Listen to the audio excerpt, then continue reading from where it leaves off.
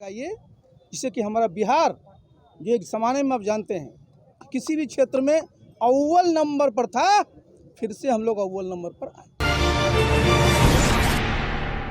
RCP Singh ने शुक्रवार को पटना स्थित अपने आवास पर अपने करीबी नेताओं और समर्थकों को बैठक पर बुलाया था।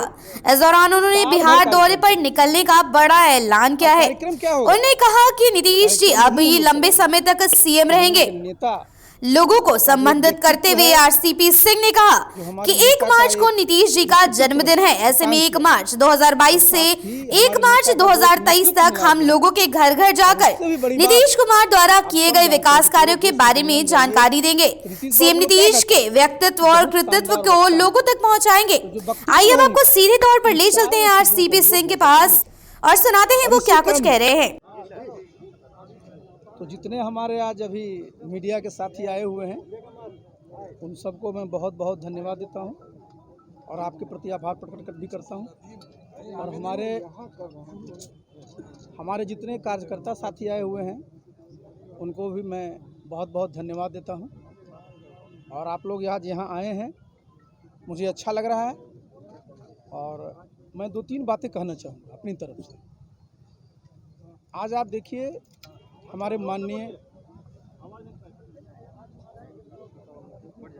माननीय मुख्यमंत्री महोदय, आप जान रहे हैं कि बिहार में सबसे लंबे समय तक मुख्यमंत्री रहने का जो एक रिकॉर्ड है उसको पूरा किया है। और इससे हमारे जितने भी साथी हैं जनता दल यू के और हमारे एनडीए के जितने साथी हैं सब लोग बहुत उत्साहित हैं। तो मैं तो आप जानते हैं कि मैं उनके साथ पिछले 24 वर्षों से हूं और 1 मार्च को हम लोग पिछले वर्ष से उनका जन्मदिन मनाते हैं। तो हम लोगों ने तय किया है कि 1 मार्च जो हमारा 2022, इस बार बड़ा अच्छा सुनते हैं कि उस दिन शिवरात्रि भी है, जैसे मुझे बताया गया, अभी चेक नहीं किया है। तो उस दिन से हम लोग साल भर हमारे नेता नीतीश बाबू ने जो बिहार में काम किया है, बिहार का जो मान सम्मान बढ़ाया है, उसको हर एक के घर घर तक पहुंचाना है। जितने भी हमारे पंचायत हैं, जितने भी हमारे नगर निकाय हैं, सब जगह हम लोग साल भर कार्यक्रम चलाएंगे। और कार्यक्रम क्या होगा? कार्यक्रम यही हम लोग चलाएंगे कि हम लोग के नेता का जो एक व्यक्तित्व है, जो हमारे नेता का एक जो कृतित्व है, जो काम किया है, और साथ ही हमारे नेता का जो एक नेतृत्व मिला है बिहार, और उससे भी बड़ी बात आप सब जानते हैं कि पूरे देश में दुनिया में जाइए तो नीतीश बाबू को लोग क्या कहता है कि बहुत शानदार वक्ता हैं। तो जो व्यक्तित्व है उनका, इन चारों चीज़ों को हम लोग घर घर तक ले जाएं। और इसी क्रम में बिहार में जो काम हुआ है उसको भी लोगों को बताएंगे। इसके साथ और एक जान लीजिए तो मैं अभी केंद्र में मंत्री हूँ। हमारे माननीय प्रधानमंत्री आदरणीय नरेंद्र मोदी जी भी आप जान रहे हैं कि 13 वर्षों तक वो गुजरात के मुख्यमंत्री रहे और 7 वर्षों से ज़्यादा प्रधानमंत्री, लगातार 20 वर्षों तक। तो देखिए दोनों नेताओं की क्या सोच है। हमारे प्रधानमंत्री जी क्या कहते हैं कि भाई हमारी जो पॉपुलेशन है 1 स्क्वायर किलोमीटर में 1106 लोग रहते हैं। हमारी भूमि पर, हमारी ज़मीन पर कितना दबाव है, ये तो ऊपर वाले का मनाइए कि हमारी भूमि भी उपजाऊ है, हमारे पास पर्याप्त जल है, हमारे जो लोग हैं वो परिश्रमी हैं। और एक बात भूलिए नहीं, जो मैं सरकारी की बात बोल रहा था ना, ये पूरा खेती जो है ये कृषि किस क्षेत्र में है? निजी क्षेत्र में है। किसान पूरा का पूरा जो काम करता है कोई सरकारी नहीं है। और देखिए आज कोरोना के टाइम में भी एकमात्र क्षेत्र जहाँ की काम हुआ है वो है कृषि का क्षेत्र। और बिहार में भी आप जरा देख लीजिए कृषि में कितनी संभावनाएं हैं। तो मेरा देखिए जिस बात की मैंने शुरू किया था कि हम सब लोगों को मिल करके बिहार में ये माहौल बनाना है कि साहब हमारे लोग भी अब थोड़ा उद्यमी बने। आपको मैं उदाहरण दे रहा हूँ, पंजाब है, पंजाब में कोई पोर्ट है? पंजाब में कोई मिनरल रिसोर्स है? नहीं है। लेकिन पंजाब में तो स्टील मिनिस्टर में गया था, गोविंदगढ़ में 100 से ज़्यादा यूनिट्स हैं 50,000 करोड़ का कारोबार होता है।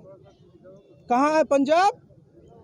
उतना स्टील की खपत है वहाँ, लेकिन वो बनाता है और सब जगह सप्लाई करता है। आप देखिए, दो चीज़ का मैं बताना चाहूँगा। आगे आने वाले समय में जिसको आप कचरा कहते हैं ना, कचरा, ये हमारा पूरा जो स्टील है, आज आप देखते हैं स्टील की फैक्ट्री सब कहाँ लगती है? जहाँ स्टील का खदान होता है, जहाँ कोयला का खदान होता है। अब आगे आने वाले समय में क्या होगा? फैक्ट्रियाँ वहाँ लगेगी जहाँ ये लोहा का कचरा रहेगा, जो स्क्रैप रहेगा, जिसको हम लोग सेकेंडरी स्टील कहते हैं। पूरा का पूरा देखिए, पंजाब में जो स्टील बना रहा है कोई आयरन ओर नहीं, वो सब कचरे का है। तो आगे आने वाले समय में जब अपने देश में देखिए ना कि 15 साल के बाद सब गाड़ी खत्म, तो कचरा बनेगा तो उससे स्टील फैक्ट्री का बनेगा। दूसरा, अभी आपने देखा होगा 3 दिन पहले हम लोगों ने मीटिंग की थी, इसको ज़रा गौर से सुनिएगा बात को। बंगाल जब एक था, उसमें हमारा बंगाल भी था, उड़ीसा भी था, झारखंड भी था, बिहार भी था।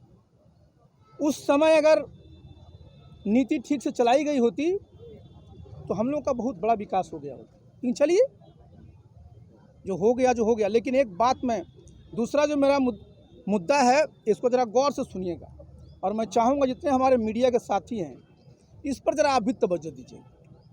आप भी जानते हैं, आप जाते हैं पंजाब, आप जाते हैं हरियाणा, आप जाते हैं छत्तीसगढ़, आप जाते हैं सूरत, आप जाते हैं महाराष्ट्र, वहाँ और बिहार में आपको क्या फ़र्क पड़ता है? मैं तो घूमते रहता हूँ, मंत्री होने के नाते भी, ऐसे भी। तो ये मैं अपील करना चाहूँगा हमारे बिहार के जितने युवा साथी हैं और जितने भी लोग हैं कि हम लोग को थोड़ा अपना माइंड सेट बदलना पड़ेगा।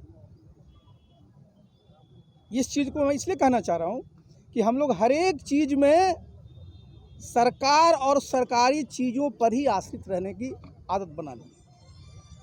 तो हमें जो एंटरप्रेन्योरशिप है, जो हमें जो उद्यमता है एक, उसमें हम लोग पीछे रह जाते हैं। और बिना एंटरप्रेन्योरशिप का किसी भी प्रदेश में औद्योगिकरण नहीं हो सकता है। हमारी सोच क्या रहती है? हर एक चीज़ में सरकारी नौकरी, सरकारी ये, सरकारी वो, सरकारी वो। तो जितना बड़ा जो पोटेंशियल है हमारा हर एक व्यक्ति में, उसका फ़ायदा नहीं होता। अब दूसरे प्रदेशों में चले जाइए।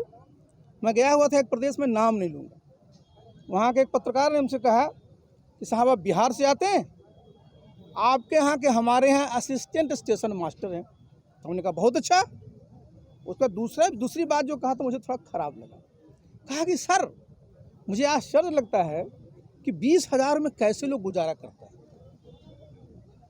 हमने कहा क्यों? तो बोला सर बताइए, इतना दूर घर, बाल बच्चों को छोड़ करके 20,000 रुपया, जबकि हम तो अपने घर में ही काम कर करके 50,000 रुपया कमा लेते हैं। तो आप लोगों को क्यों नहीं कहते हैं?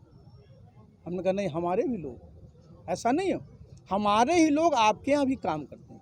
लेकिन हमारी एक मानसिकता क्या है? गांव में जाइए, काम करने कहिए, कहेंगे ना, कहाँ चल जाएगा? पंजाब जाइए, वहाँ कहाँ? गोविंदगढ़ मंडी में काम कर रहा है। क्या कर रहा है? तो कोयला को लगा रहा है उसमें। जब यहाँ आएगा कहेगा फैक्ट्री में काम कर रहा है। देखिए, हम लोग को एक मानसिकता थोड़ी बदलनी है कि हम लोगों में भी एक एंटरप्रेन्योरशिप की भावना आना चाहिए। और अब देखिए अपने प्रदेश में हमारे नेता ने कैसे हमारे लोग एंटरप्रेन्योर बने। ये पहला प्रदेश है, मैं तो पूरे देश का देखता हूँ, इतनी बड़ी योजना कि हमारे युवा युवतियों को स्वरोजगार के अवसर पैदा हों, इतनी अच्छी स्कीम कहीं नहीं। 10 लाख आप देख रहे हैं, 10 लाख दिया जाता है, 5 लाख उसमें सब्सिडी होती है, और 5 लाख इंटरेस्ट फ्री लोन। उसके बाद भी हमारे जो युवा हैं उनसे पूछिए कि सर नौकरिया वाला जी कब निकल रहे हैं? तो जरूरी है।